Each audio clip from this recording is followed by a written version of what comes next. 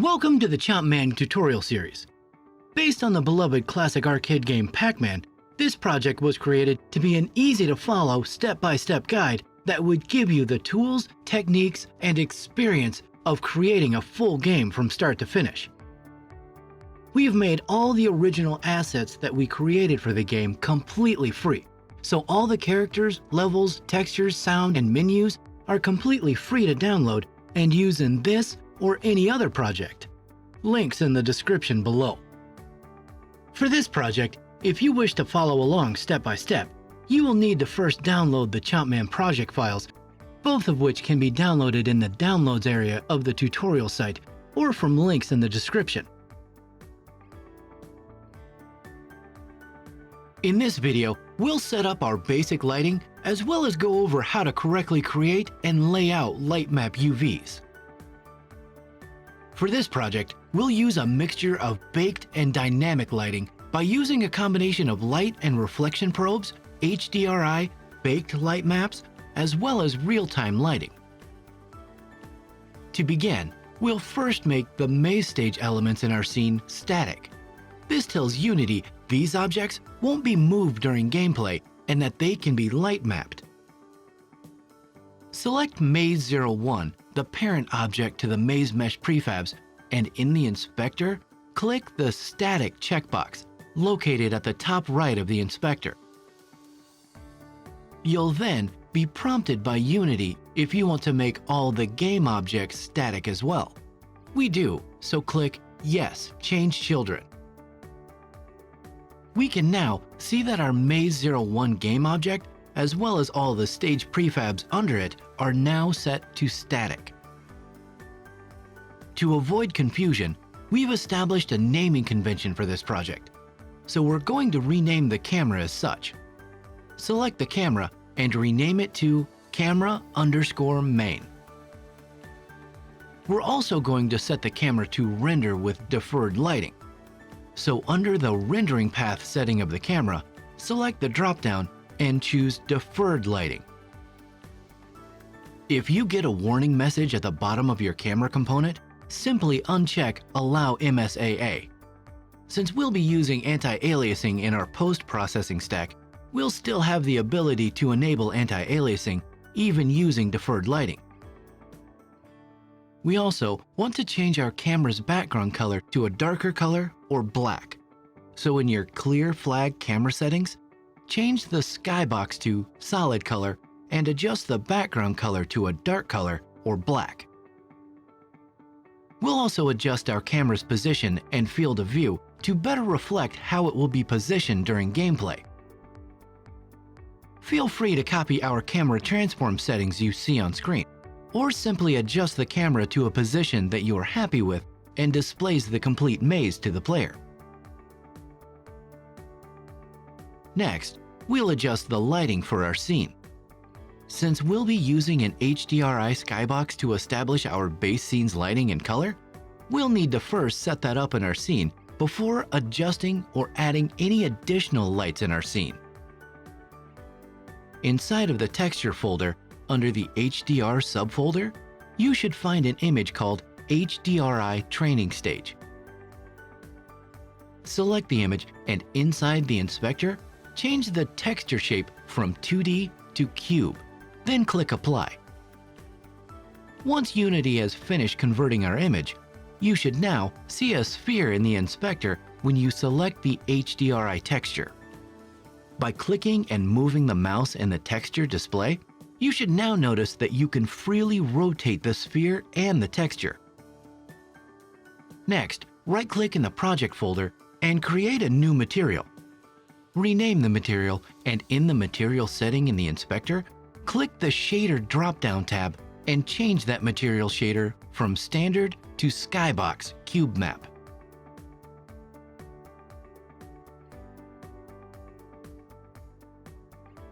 Drag the HDRI Training Stage texture into the empty Cube Map section of the new material. Next, go to the Lighting tab. If your Lighting tab isn't displayed in the inspector, click the Windows dropdown, then find and select Lighting.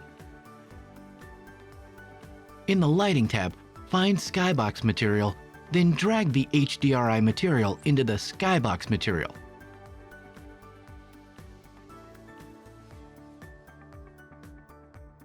Something to be aware of? You can toggle the show lighting as well as the Skybox background in your scene view. If your scene is or begins to move slowly within the editor, toggling the lights and Skybox off can improve performance. Additionally, unchecking the Auto-Generate Lighting checkbox will also greatly improve your scene's performance.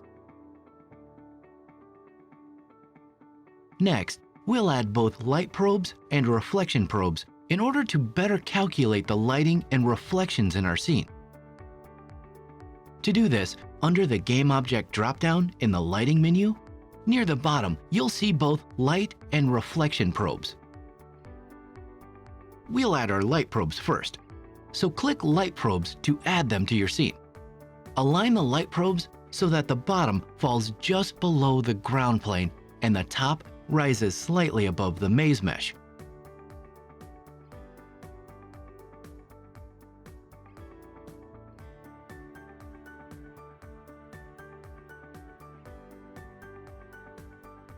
In order for Unity to be able to use the light probes to better calculate the lighting in your scene, you'll need to duplicate and spread the light probes throughout your scene.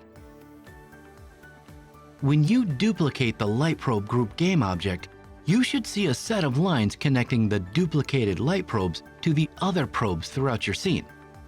This is done to show that despite the fact the light probes are separate game objects, Unity will use all the light probes in your scene to help better calculate the scene's lighting.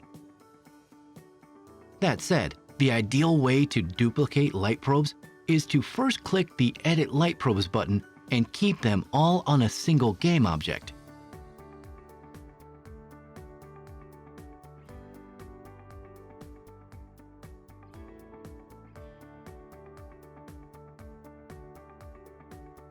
If you're having trouble selecting your light probes, even with Edit Light Probe selected, save your scene layout and return your layout to default. You can both save and choose scene layouts by clicking the Layout dropdown, which is located in the upper right-hand section of your Unity menu.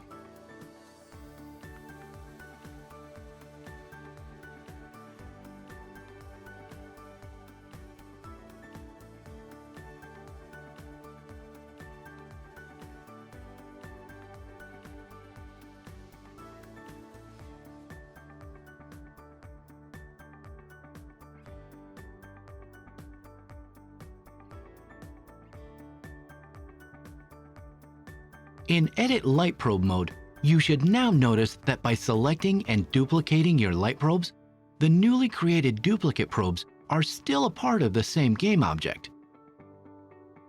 At this point, we can now duplicate and arrange our light probes, equally spacing them out until they fill our maze.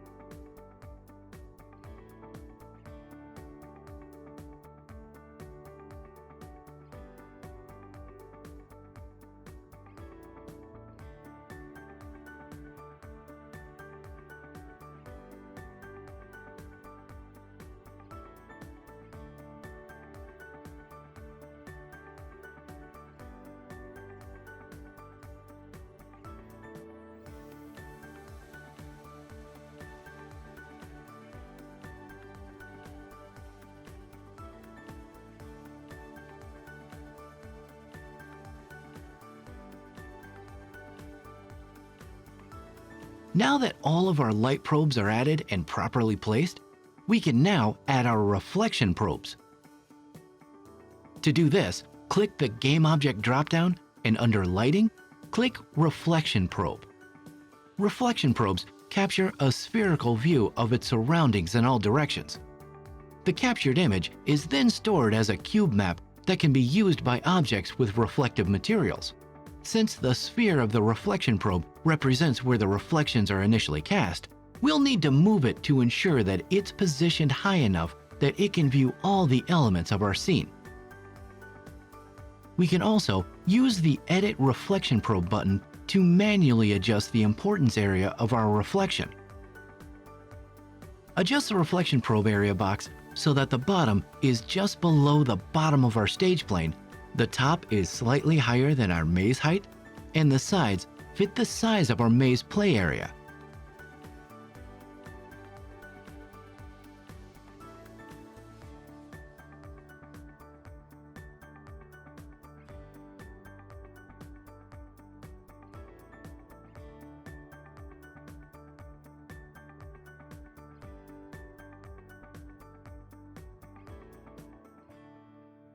We can also offset the position of the reflective casting sphere in comparison to its position with the rest of the box by adjusting its box offset in the inspector.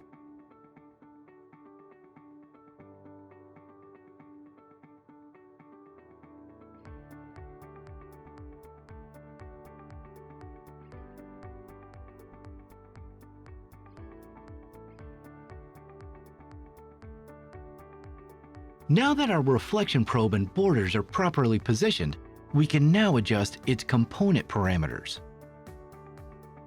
So it isn't trying to render too much, adjust the far clipping plane from 1000 to 80 and the near from 0.3 to 0.1.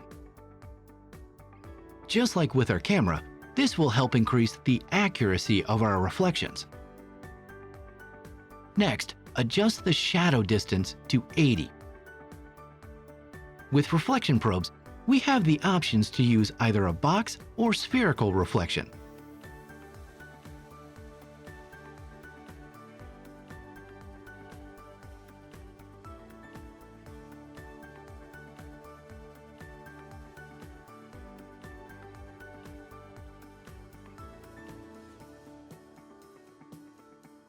By adjusting the reflection probe's intensity, we can adjust the influence it has on the reflective surfaces in our scene.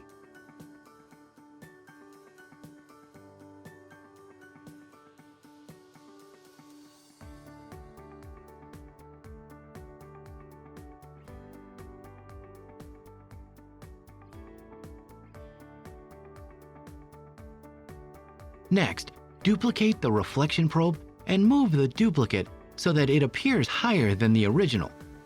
Then, adjust the borders so that they are surrounding the maze.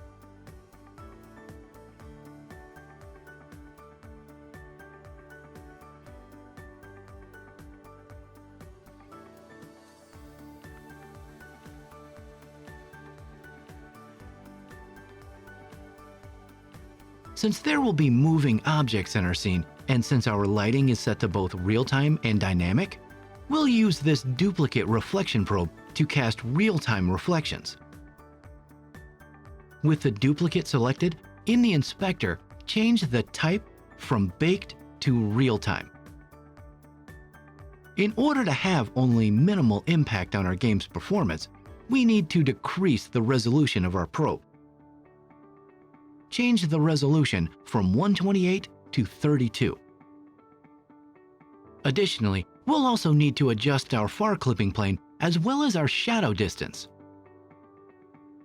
If we temporarily increase our probe's resolution, we can see exactly how high our far and shadow distance needs to be in order to capture all the reflections of our scene.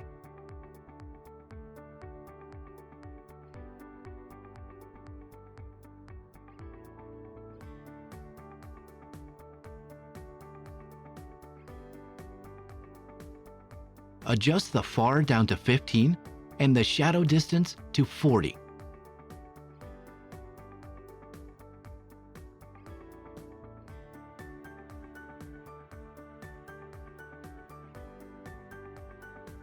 We can also adjust the probe's intensity to 0.8 so that it's not making our reflective surfaces too bright. Lastly, we'll adjust the importance of our baked reflection probe to 2 to ensure its reflections have priority over our real-time reflection probe. To keep with our naming convention, we'll also rename our baked probe to Reflection Probe Baked and rename the other probe to Reflection Probe Realtime.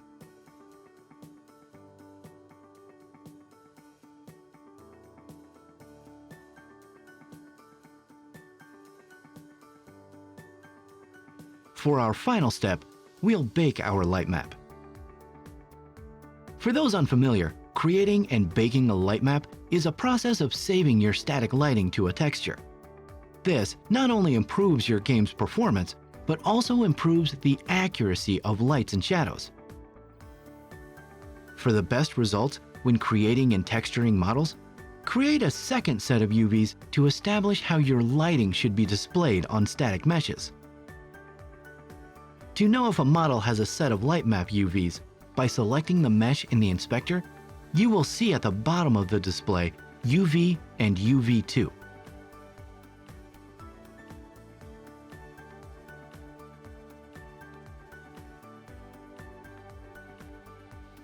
If you created, downloaded, or purchased a model that is going to be static and doesn't have a set of Lightmap UVs, Unity does have a feature that can automatically generate this second Lightmap UV set.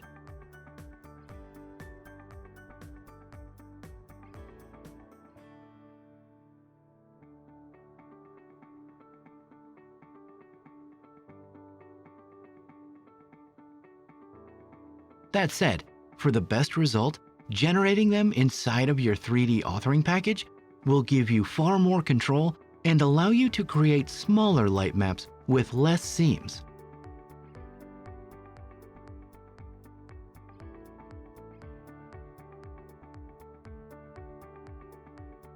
For example, within Maya, we can see one of our stage border objects for our maze. Within the UV editor, we can see the first set of UVs which we use to texture our model. If you now look at our second UV set, our Lightmap UVs, you'll notice that our UVs are laid out totally different. The key to laying out good Lightmap UVs is taking into account how the lights will be casted upon the model. Generally, this breaks down to placing the UV seams in areas which the light will bend and fold around the object. For example, in the areas the light will curve around the edge, the UVs are sewed together. However, in the sharp corners, the UVs are separated. This can also be seen with the top section of the model, which is all one UV set. And while the advanced settings of Unity's Generate Lightmap UVs does try to take some of these things into account, generally, the results will be far better if the second UV set was created and correctly laid out in a modeling program.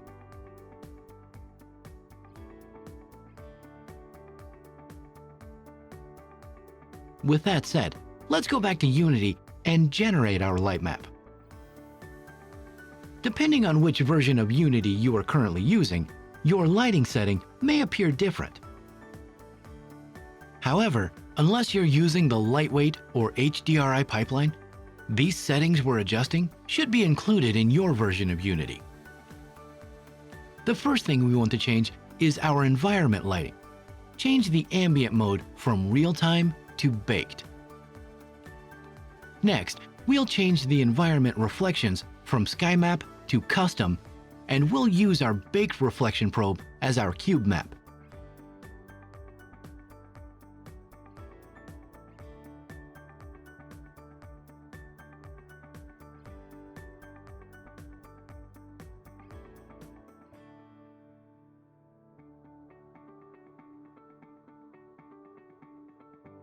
You can find the Baked Reflection Probe in the Scenes folder in the Level 01 subfolder. After placing in our reflection probe, we'll change our Baked Global Illumination to Baked Indirect. Finally, we'll check both our Ambient Occlusion and Final Gather. Since this won't be our final light bake, and the amount of final gather rays has an impact on the time it will take to generate a light map, we'll lower the amount of final gather rays to 64. we'll also increase our light map size to 2048. The light map size essentially determines the size of the texture that Unity generates for your light map, not so much the quality of the light map itself. With all of our settings in place and with the auto-generate lighting unchecked, click Generate Lighting. You can find the light map progress bar at the bottom right of the Unity interface. Depending on the power of your computer and the settings for the quality of your light map, generating a light map can take a few seconds to several minutes. If you're following along, you may want to pause the video now and start it again once your bake is complete. Once the light map is complete, by clicking the Global Maps tab in your Lighting tab, it should allow you to view the light maps for your scene. Additionally, your light maps can also be found in the same folder as your saved scene. They will automatically be placed under a folder of that scene's name. So in this case, they will be under the Level 01 subfolder of the Scenes folder. Before we end this video, let's first organize our scene. Create an empty game object and name it Cameras, Lights, Probes.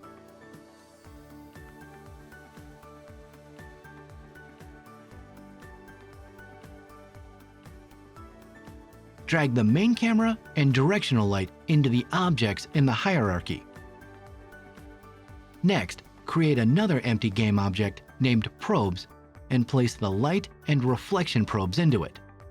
Make sure that the Probes game object is a child of the Cameras, Lights, Probes game object. That completes our level light setup. Be sure to join us in the next video where we'll continue building our ChopMan game. Don't forget to subscribe and hit that notification bell to be the first to see this and many other tutorials, game development tips, interviews, and free game asset giveaways.